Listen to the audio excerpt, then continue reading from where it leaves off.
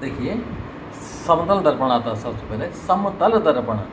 समतल मतलब इसका तल समतल है, प्लेन प्लेन पट्टा होता है, साफ पट्टा। सिंपल मिरर या प्लेन मिरर, एक खड़ा शीशा है जिसमें हम अपनी शक्ल देखते हैं, ठीक है। एम डैश दे दिया इसको, एम पॉइंट ये है, ये भी एम पॉइंट है तो डैश लगा दिया यहाँ। तो इधर होती है पॉलिश, ये लाल रंग की या नीले रंग की जो भी होती है, इधर पॉलिश होती है, इधर चमकदार सतह होती है, ठीक है। इधर से ऑब्जेक्ट रखा जाता है, कोई वस्तु, उसकी फोटो तस्वीर देखते हैं हम, यहाँ अपनी तस्वीर भी देखते हैं। बात को ध्यान समझिए।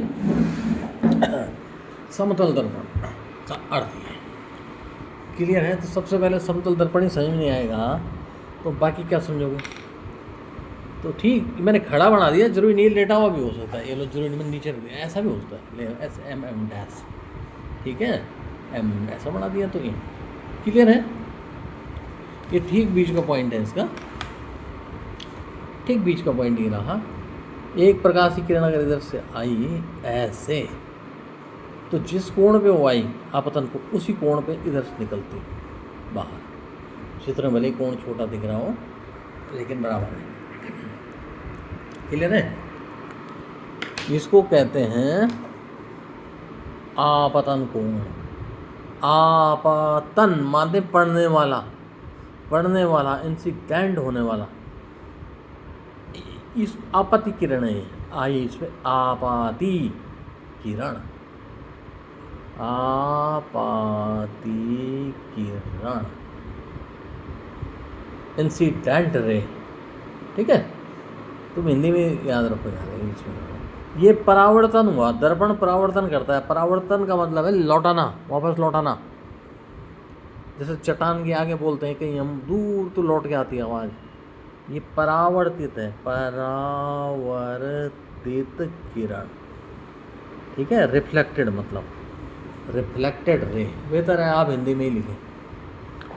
तो ये आपतन कोण है और ये परावर्तन कोण है, दोनों बराबर होते हैं। भले एक चित्र में बराबर में दिख रहे हों, दोनों बराबर होते हैं। ये आई से सूचित किया जाता है, ये आर से सूचित किया जाता है, ठीक है। आई का मतलब इंसिडेंट, INCIDENT, और ये रिफ्लेक्टेड, रिफ्लेक्टेड, रिफ्लेक्टेड।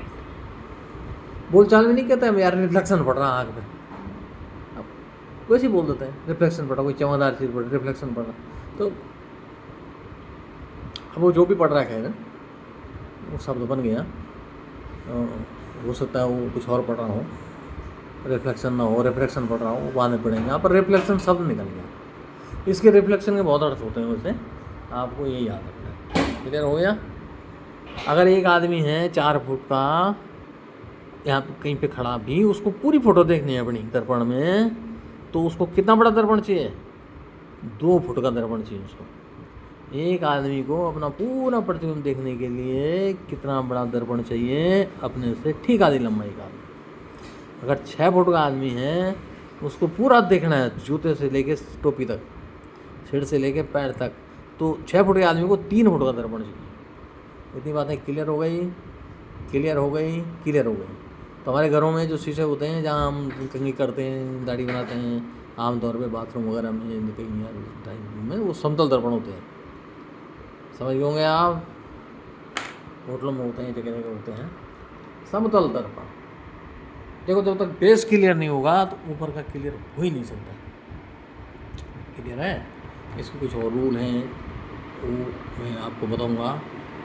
जैसे ये दोनों कोण बराबर होते हैं, आपतन कोण, आपत्ति कोण। तो ये अभी लंब है, ये जो है तल पे लंब, ये देख, नॉर्मल, नॉर्मल बने लंब।